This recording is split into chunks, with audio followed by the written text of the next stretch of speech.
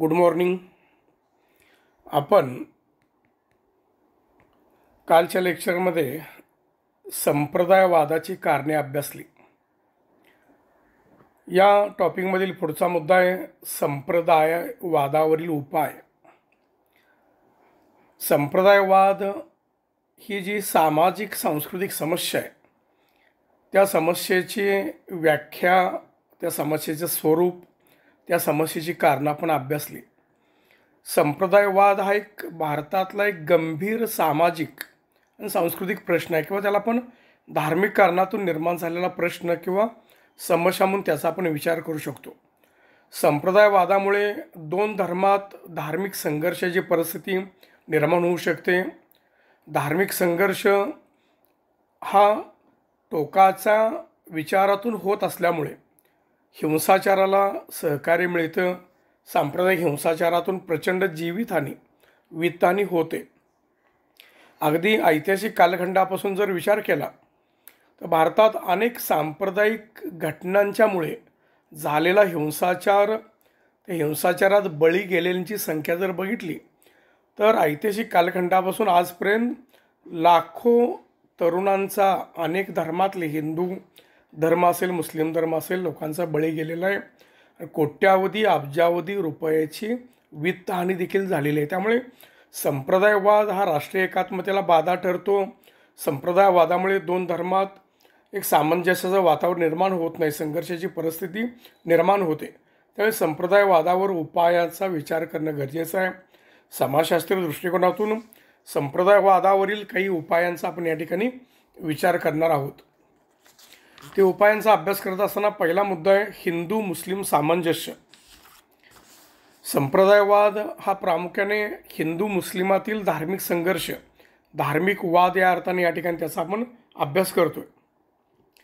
हिंदू मुस्लिम हे दोन धर्म सोडून इतर धर्मात देखील, म्हणजे हिंदू आणि ख्रिश्चन आणि मुस्लिम या अनेक धर्मात देखील काही कारणातून, किंवा हिंदू सीख आणि मुस्लिम या धर्मात अनेक कारणातून संघर्ष झाले, पण त्याचं प्रमाण अत्यंत कमी असल्यामुळे त्यातून सांप्रदायिक मनोवृत्ती, सांप्रदायिक विचार, द्वेष, संघटना, असुरक्षिततेची भावना परस्परात निर्माण झाल्याची उदाहरणं अत्यंत कमी आहेत. परंतु इतिहास काळापासून हिंदू मुस्लिमांच्यात, मुस्लिम राज्यकर्त्यांच्या आक्रमकांचा इतिहासापासून जर आपण विचार घेतला, नंतर ब्रिटिशांचं राजकारण, नंतर भारतातलं राजकारण, हिंदू मुस्लिमांच्यात झालेले जे दंगली आहेत किंवा जो संघर्ष आहे, त्यातून परस्पराविरोधी जी द्वेषाची, असुरक्षिततेची भावना निर्माण झालेली आहे, त्यातून हिंदू मुस्लिमांच्यातला वाद, संघर्ष याला संप्रदायवाद म्हणून याचा आपण विचार करू शकतो. त्यामुळे पहिला उपाय अभ्यास असताना हिंदू मुस्लिम सामंजस्य.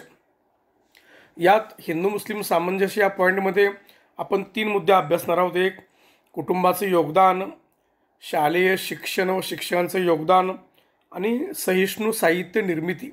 या 3 मुद्द्यांचा आपण या हिंदू मुस्लिम सामंजस्याच्या बाबतीत त्याचा विचार करणार आहोत. त्यामुळे हिंदू मुस्लिम सामंजस्याच्या मुद्द्यात पहिला मुद्दा सांगितलेला आहे कुटुंबाचं योगदान. आज आपण कुटुंबाच्या माध्यमातून मुलांचं पालनपोषण करत असताना मुलांचं आपण समाजीकरण म्हणू शकतो. समाजशास्त्रीय भाषेत समाजीकरणाची जी प्रक्रिया आहे, अत्यंत बालपणापासून, म्हणजे मुलाचा आपला जन्म झाल्यापासून आपल्या कुटुंबाची भाषा, कुटुंबाची संस्कृती, कुटुंबाच्या अनेक प्रथा, परंपरा, चालीरीती या सगळ्या गोष्टी किंवा समाजाची संस्कृती, समाजाच्या एकूण चालरीती, प्रथा, परंपरा कुटुंबाच्या माध्यमातून आपल्यापर्यंत पोचतात आणि आपण त्यानुसार घडतो.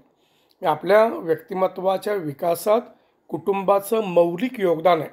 म्हणून आपल्या आईला आपली प्रथम गुरु, प्रथम शिक्षिका म्हटलं जातं. त्यामुळे हे कुटुंबातूनच जर मुलाच्या व्यक्तिमत्वाचा विकास होत असताना समाजाची माहिती, परंपरा, संस्कृती कुटुंबाकडून मुलाला शिकवत असताना जर इतर धर्मांचा आदर करणं, इतर धर्मांच्या सण समारंभांचा आदर करणं किंवा दोन्ही धर्मातल्या चांगल्या गोष्टी मुलांना सांगितल्या, दोन्ही धर्मातल्या परंपरा सांगितल्या, ज्याच्या माध्यमातून धार्मिक सामंजस्य निर्माण होऊ शकेल, ज्याच्या माध्यमातून परस्पर धर्माचा आणि परंपरेचा आदर राखला जाईल, या पद्धतीचं वर्तन जर कुटुंबात आई वडील, वडीलधाऱ्या मंडळींनी केलं तर मुलाच्या व्यक्तिमत्वाचा विकास देखील निधार्मिक होऊ शकतो. मुलगा देखील सर्व धर्म संभावाच्या विचारातून त्याच्या व्यक्तिमत्वाचा विकास करू शकतो। यासाठी प्रत्येक कुटुंबाने योगदान देणं गरजेचं आहे। यासाठी परस्परांचे सण समारंभ आहेत याची शास्त्रीय माहिती देणं, हिंदू धर्मात जर रमजान हा पवित्र महिना का आहे, रमजान ईद का साजरा केला जातो किंवा इतर मोहरम किंवा इतर सण का साजरे केले जातात, अशी माहिती जर आपल्या मुलांना दिली, त्या सणांचं महत्त्व सांगितलं, त्याच्या माध्यमातून निर्माण होणारं सामाजिक संघटन सांगितलं, तर आपोआप मुलाच्या व्यक्तिमत्वात इतर धर्माबद्दल आदर निर्माण होऊ शकेल। किंवा मुस्लिम धर्माने देखील गणेश उत्सव असेल, दिवाळी असेल किंवा होळीसारखा जो उत्सव आहे याची माहिती मुलांना योग्य पद्धतीने दिली आणि त्यातून त्या मुलांच्या मनात हिंदू धर्माबद्दल, त्या मुलांच्याबद्दल मुस्लिम धर्माबद्दल आदर निर्माण करण्याचा प्रयत्न केला तर मुलाचं व्यक्तिमत्व हे इतर धर्मांचं आदर करणार निर्माण होऊ शकतं। यासाठी परस्परांच्या तीर्थक्षेत्रांना भेटी देणं, धार्मिक स्थळांची माहिती घेणं, परस्परांच्या धर्माचा अभ्यास करून परस्परांना त्याची आदर करण्याविषयीची मुलांची मानसिकता तयार करण्याचा प्रयत्न केला पाहिजे। त्यामुळे कुटुंबातून मुलांच्यावर होणारे संस्कार हे निधार्मिकतेचं होणं गरजेचं आहे। कुटुंबाकडून त्यांच्या धर्माचा विचार होत असताना इतर धर्माचा अनादर करणारं वक्तव्य कृत्य झालं नाही तर खऱ्या अर्थाने मुलाच्या व्यक्तिमत्वाचा विकास निधार्मिक होऊ शकेल। अशा वेळेला आपोआपच कुटुंबाचं योगदान हिंदू मुस्लिमांच्या सामंजस्य किंवा संप्रदायवाद वाढवण्यास उपयुक्त ठरणार नाही किंवा संप्रदायवादावर तो एक उपाय म्हणून त्याचा विचार करू शकतो। दुसरा मुद्दा आहे शालेय शिक्षण व शिक्षकांचे योगदान। आपण शाळेतील जे शिक्षणाचा विचार केला तर आज सरकारमान्य जे शाळा आहेत, इव्हन धार्मिक शिक्षण देणाऱ्या शाळा असतील, या शाळांच्या माध्यमातून मुलांना शिक्षण देत असताना असणारे जे अभ्यासक्रम आहेत किंवा ज्या स्पर्धा आयोजित केल्या जातात शालेय अभ्यासक्रमाव्यतिरिक्त ज्याला आपण ॲक्टिव्हिटी म्हणतो, ह्या ॲक्टिव्हिटी आणि शालेय अभ्यासक्रम हा निधार्मिक असणं गरजेचं आहे। या शालेय अभ्यासक्रमातून सर्व धर्म समभाव प्रवृत्ती वाढीस लागण्यासाठी काही गोष्टी करणं गरजेचं आहे।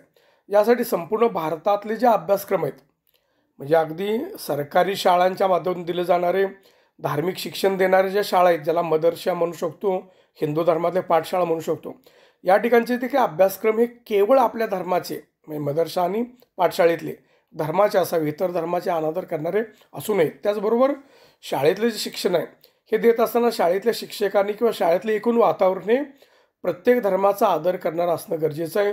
यासाठी योग्य अभ्यासक्रम असणं आवश्यक आहे।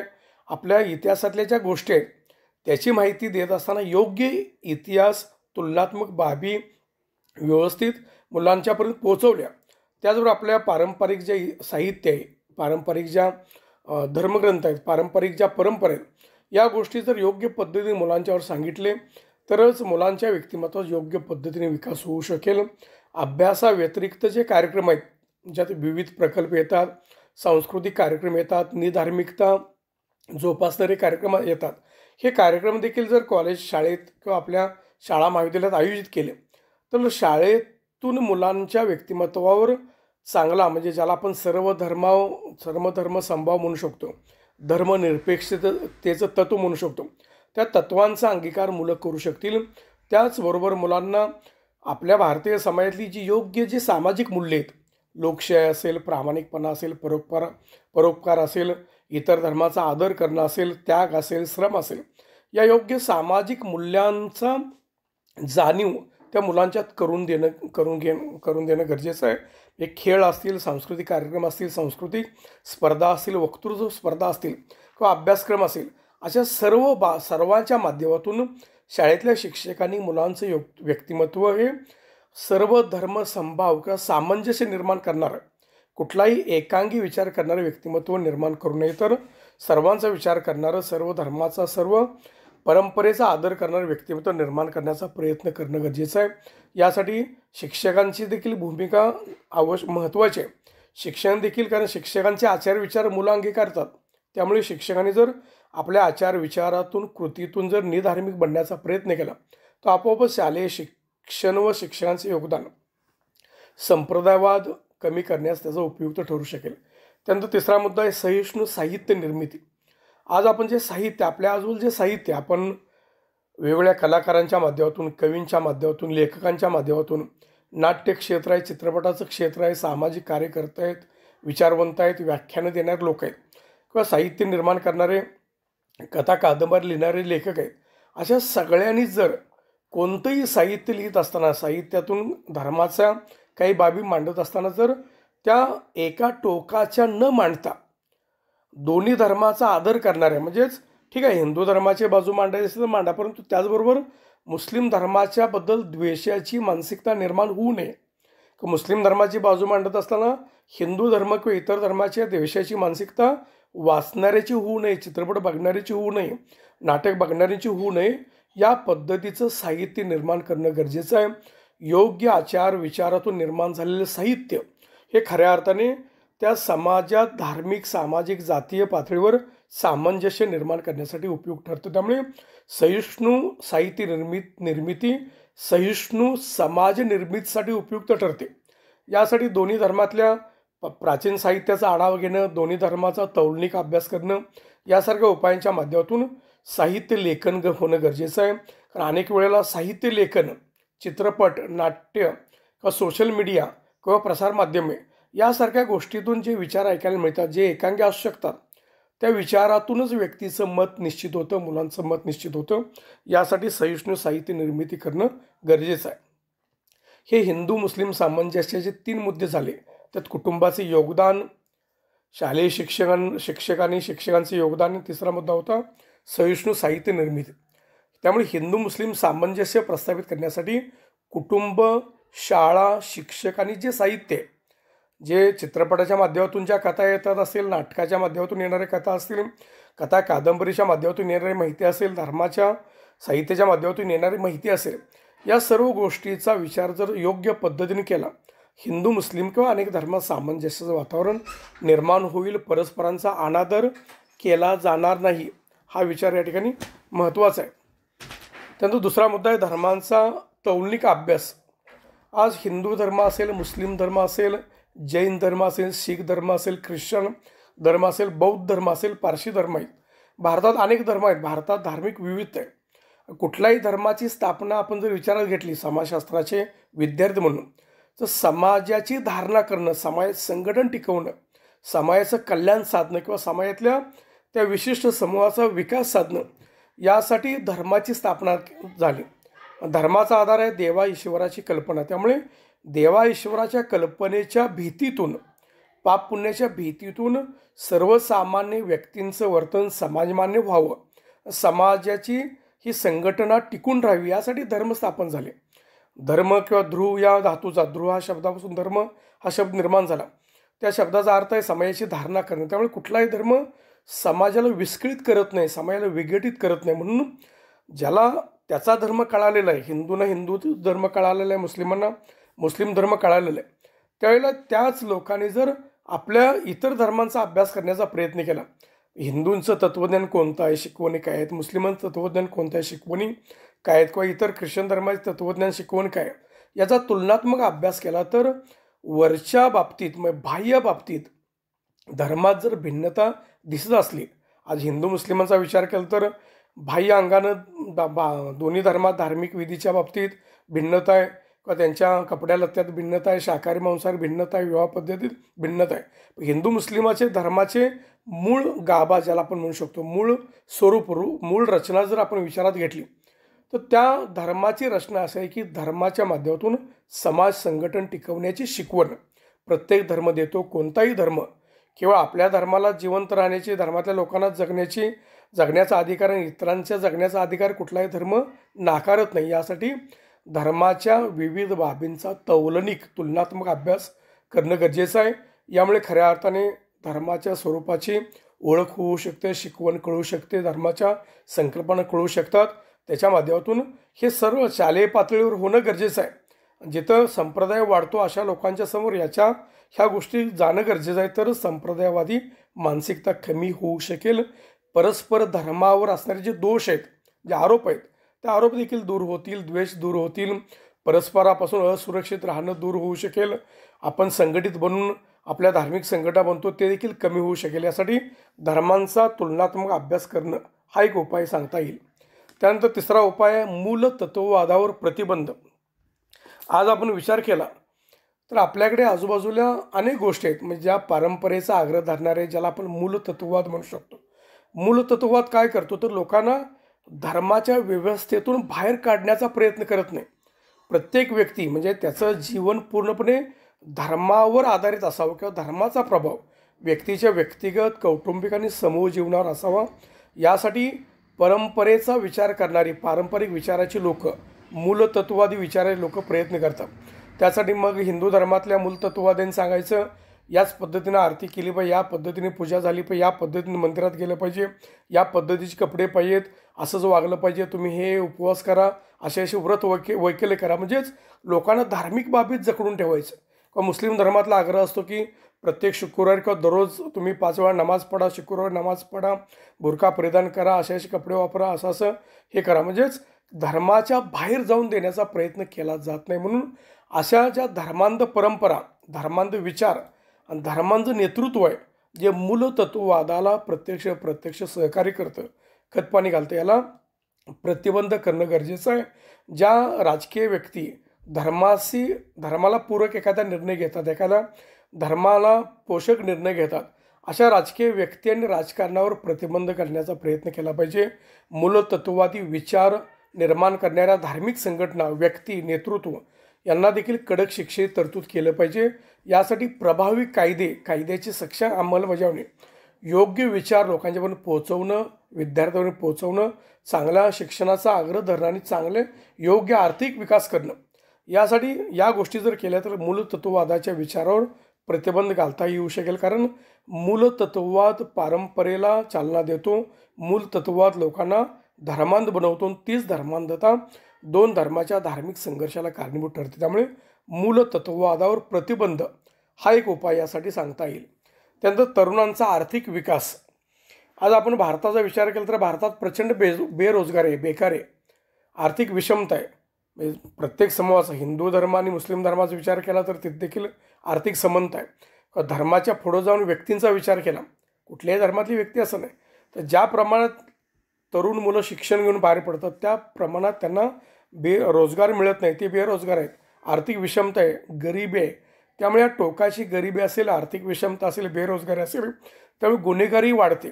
अशाच तरुणांच्या बेरोजगारीचा, त्यांच्या आर्थिक विषमतेचा, त्यांच्या दारिद्र्याचा गैरवापर धर्मांध प्रवृत्तीच्या व्यक्ती, मूलतत्ववादी व्यक्ती घेतात आणि त्यांचा धार्मिक संघर्षासाठी, धार्मिक दंगलीसाठी, म्हणजे मूलतत्ववादी विचार एकापासून दुसरीकडे पसरवण्यासाठी त्याचा उपयोग करून घेण्याचा प्रयत्न करतात. त्यांना म्हणून अशा मुलांना किंवा तरुणांना योग्य पद्धतीने त्यांना रोजगाराची संधी उपलब्ध करून दिली, स्वयंरोजगाराची साधनं दिली, योग्य शिक्षण दिलं, अर्थपूर्णरित्या त्यांना जर इतरत्र गुंतवलं तर अशी मुलं सहजपणे धर्माच्या कामासाठी उपयोगी ठरणार नाहीत, कुठे धार्मिक संघर्षासाठी त्यांचा उपयोग केला जाणार नाही. त्यामुळे अशा मुलांचा आर्थिक विकासासाठी प्रयत्न करणं गरजेचं आहे. विविध आर्थिक प्रकल्प, औद्योगिक प्रकल्प राबवून रोजगाराच्या संधी, स्वयंरोजगाराच्या संधी त्या मुलांसाठी उपलब्ध करून देणं गरजेचं आहे. त्याचबरोबर या मुलांना योग्य शिक्षणाच्या माध्यमातून त्या मुलांना धर्मांध आणि संधी साधू राजकारणाची ओळख करून दिली पाहिजे. सांप्रदायिकता, त्याचे तोटे ह्या गोष्टी सांगितल्या पाहिजेत. या असे जर प्रयत्न केले तर तरुणांचा योग्य पद्धतीने आर्थिक विकास होऊ शकेल. कारण वैचारिकदृष्ट्या, मानसिकदृष्ट्या, भावनिकदृष्ट्या, आर्थिकदृष्ट्या, सामाजिकदृष्ट्या जर योग्य पद्धतीने एखाद्या समूहाचा विकास झाला, तरुणांचा विकास झाला, तर त्या समूहात कुठल्याही स्वरूपाचे धार्मिक, जातीय कुठलेही संघर्ष निर्माण होणार नाहीत, कुठल्या अफवा, कुठल्याही स्त्रियावर देखील अत्याचार होणार नाहीत. यासाठी योग्य रोजगार संधी, योग्य विचारांचा प्रसार करणं गरजेचं आहे. आर्थिक समानतेसाठी प्रयत्न करणं गरजेचं आहे. प्रत्येकाला समान शिक्षण, समानतेचा अधिकार देण्यासाठी प्रयत्न करणं गरजेचं आहे. याच्या माध्यमातून तरुणांचा योग्य पद्धतीने आर्थिक विकास होऊ शकेल आणि त्यातून खऱ्या अर्थाने तरुण या धार्मिक संघर्षापासून, संप्रदायवादापासून दूर राहतील. म्हणून तरुणांचा आर्थिक विकास हा एक त्यासाठी सांगलेला प्रमुख उपाय आहे किंवा मार्ग आहे. त्यानंतर राष्ट्रीय सण उत्सवांना प्रोत्साहन देणं. आता भारतात अनेक वेळेला राज्यांतर्गत किंवा आंतरराज्यीय स्वरूपात किंवा प्रत्येक झोन वाईज विभागीय असे राष्ट्रीय सण उत्सवांना हे केलं जातं, राष्ट्रीय स्तरावर हे सण उत्सव साजरे केले जातात. त्याचबरोबर जर प्रत्येक धर्माचे, म्हणजे हिंदू धर्मातला दिवाळीसारखा सण आहे, होळीसारखा सण आहे, मुस्लिम धर्मातल्या रमजानसारखा पवित्र महिना आहे, रमजान ईद आहे, बकरी ईद आहे, मोहरम यासारखे सण असतील, किंवा प्रत्येक राज्यातले वेगवेगळे सण असतील, पंजाबमधला सण असेल किंवा इकडे केरळमधला ओणमसारखा सण असेल, पंजाबमधले बैसाखीसारखा सण असेल, या प्रत्येक सणांची ओळख जर विद्यार्थी दशेत शाळेच्या माध्यमातून प्रत्येक विद्यार्थ्यापर्यंत पोहोचवली, त्या सणाचं महत्त्व, सणाचं त्या धर्मातल्या लोकांच्या जीवनातलं महत्त्व, त्याचं प्रादेशिक महत्त्व, सणाचे शास्त्रीय उपयोग, शास्त्रीय माहिती हे सांगण्याचा प्रयत्न केला तर प्रत्येकाच्या सण उत्सवासाठी प्रत्येकाला आदर वाटेल, त्याला विरोध कोणी करण्याचा प्रयत्न करणार नाही. त्याचबरोबर मोठमोठ्या शहरात सामुदायिक पातळीवर दिवाळीचं आयोजन केलं, त्यात हिंदूंच्याबरोबर मुस्लिमांचा सहभाग करून घेतला. होळीत मुस्लिम हिंदू एकत्र आले किंवा मोहरम असेल, रमजान ईद असेल, बकरी ईद असेल, या मुस्लिमांच्या सणांच्या वेळेला हिंदूंचा त्यात सहभाग वाढला. तर आपोआप परस्परांच्या धर्माच्या उत्सवात परस्परांच्या सहभागामुळे धर्माबद्दल असणारी कटुता कमी होण्यास मदत होऊ शकेल. यासाठी स्थानिक प्रशासन म्हणजे ग्रामपंचायत, नगरपालिका किंवा याबरोबरच महानगरपालिका असेल, राज्य शासन असेल, केंद्र शासन असेल, यांनी यासाठी प्रयत्न करणं गरजेचं आहे. यातून राष्ट्रीय सण उत्सवांना प्रोत्साहन दिलं जाईल. असे काही सण उत्सव साजरे केले जावेत की ज्यात हिंदू, मुस्लिम, शीख, ईसाई सर्व धर्माच्या लोकांचा सहभाग असेल, ज्याच्या माध्यमातून प्रत्येकाला आपला धर्म कळेल. म्हणजे धार्मिक संमेलन, जसे आता आपण कृषी प्रदर्शनं आयोजित असतात, तसेच धार्मिक प्रदर्शनं, धार्मिक संमेलनं जे आयोजित केली प्रत्येक जिल्ह्याच्या ठिकाणी आणि प्रत्येक धर्माचं महत्त्व त्या ठिकाणी विषद केलं आणि सर्वांना ते ओपन केलं, तर आपल्याला जो धर्म माहीत नाही त्या धर्माच्या परंपरा, मंदिर, मशीद, प्रार्थनास्थळं, पूजा अर्चा, विधी या गोष्टी माहीत होतील. त्यातून आपण इतर धर्माचा आदर करायला शिकू. यासाठी राष्ट्रीय सण उत्सवांना प्रोत्साहन देणं, त्यातून राष्ट्रीय स्तरावर एकात्मता निर्माण करण्यासाठी विविध समुदायाचे धार्मिक कार्यक्रम राबवणं, यासारख्या उपायांचा विचार केला तर लोकांच्या मानसिकतेतून, वैचारिकतेतून संप्रदायवाद कमी होण्यास मदत होऊ शकेल. हा एक प्रमुख उपाय म्हणून याचा विचार करू शकतो. याशिवाय इतर जे उपाय आहेत त्यात प्रशासन आणि राजकारणी व्यक्ती, राजकीय पक्ष, राजकीय संघटना आणि शासकीय व्यवस्था ही संप्रदायवादापासून दूर ठेवली पाहिजे. अनेक वेळा स्पष्टपणे जाणवतं हे प्रशासकीय घटक, हे राजकीय पक्ष, राजकीय संघटना ह्या विविध धर्माच्या आहेत, विविध धर्माला सहकार्य करणार आहे, तर देखील त्यांच्याकडे जाणीवपूर्वक दुर्लक्ष केलं जातं. परंतु अशा ज्या संघटना आहेत, राजकीय संघटना, राजकीय पक्ष, शासकीय व्यवस्थेतील घटक, यांना कायदेशीर अटकाव करणं गरजेचं आहे. त्यामुळे प्रशासनाने राजकीय व्यवस्था संप्रदायापासून दूर ठेवण्याचा प्रयत्न केला पाहिजे. आज जे सामाजिक माध्यम आहेत, आपण सोशल मीडिया म्हणतो, व्हॉट्सअप असेल, ट्विटर असेल, फेसबुक असेल, या सामाजिक माध्यमावर जर कायद्यानं कडक लक्ष ठेवलं आणि त्या सामाजिक माध्यमांच्या माध्यमातून धार्मिक अफवा, धर्माच्या संघर्ष निर्माण करणाऱ्या काही गोष्टीचा प्रसार होत असेल तर त्याच्याच वेळीच अटकाव करण्याचा प्रयत्न केला पाहिजे, नियंत्रण केलं पाहिजे. त्याचा प्रसार माध्यमांनी समतोल राखणारी भूमिका घेतली पाहिजे, योग्य भूमिका असलं पाहिजे. प्रसारमाध्यम देखील कुठल्याही हिंदू धर्माकडे, मुस्लिम धर्माकडे किंवा कुठल्याही धर्माकडे झुकलं गेलं न पाहिजे. कारण आज प्रसारमाध्यमांचा प्रभाव लोकांच्यावर एवढा पडतो की लोकांचं मतच निश्चित होतं, लोकांचा विचार प्रसारमाध्यमानुसार होतो. त्यामुळे प्रसारमाध्यमां देखील योग्य भूमिका घेणं गरजेचं आहे. यासाठी सक्षम कायदे, त्याचबरोबर ज्या धार्मिक संघटना आहेत, धार्मिक संघटना ज्या धार्मिक वाद निर्माण करण्यासाठी कारणीभूत ठरतात, ज्या धार्मिक संघटनेत धर्मांध नेतृत्व निर्माण होतं, राजकीय नेतृत्व निर्माण होतं, अशा धार्मिक संघटनावर बंदी घालणं गरजेचं आहे. ते या गोष्टी केल्या तर संप्रदायवाद भारतात कमी होऊन भारतीय समाजात धार्मिक संघर्ष कमी होण्यास मदत होऊ शकेल. या ठिकाणी आपण संप्रदायवाद या समस्येवर काही उपायांचा आपण विचार केला. त्यात हिंदू मुस्लिम सामंजस्यातले जे उपघटक आहेत, त्यात कुटुंबाचे योगदान, शालेय शिक्षण व शिक्षकांचे योगदान, सहिष्णू साहित्य निर्मिती, त्यानंतर आपण धर्माचा तौलनिक अभ्यास हा मुद्दा अभ्यासला, मूलतत्ववादावर प्रतिबंध हा मुद्दा अभ्यासला, तरुणांचा योग्य आर्थिक विकास हा मुद्दा आपण अभ्यासला, राष्ट्रीय सण उत्सवाला प्रोत्साहन, याचबरोबर इतर गोष्टी आपण अभ्यासल्या. आपण संप्रदायवादावर उपाययोजना आपण अभ्यासल्या. संप्रदायवाद ही मानसिक, वैचारिक पातळीवरची, भावनिक पातळीवरची एक संकल्पना आहे किंवा परिस्थिती आहे. ही दूर करण्यासाठीचे उपाय म्हणून या उपायांचा आपण विचार करू शकतो. या उपायांची जर खरोखरच अंमलबजावणी झाली तर भारतात संप्रदायवाद कमी होण्यास मदत होऊ शकेल. या ठिकाणी आपलं लेक्चर थांबवतोय. थँक्यू.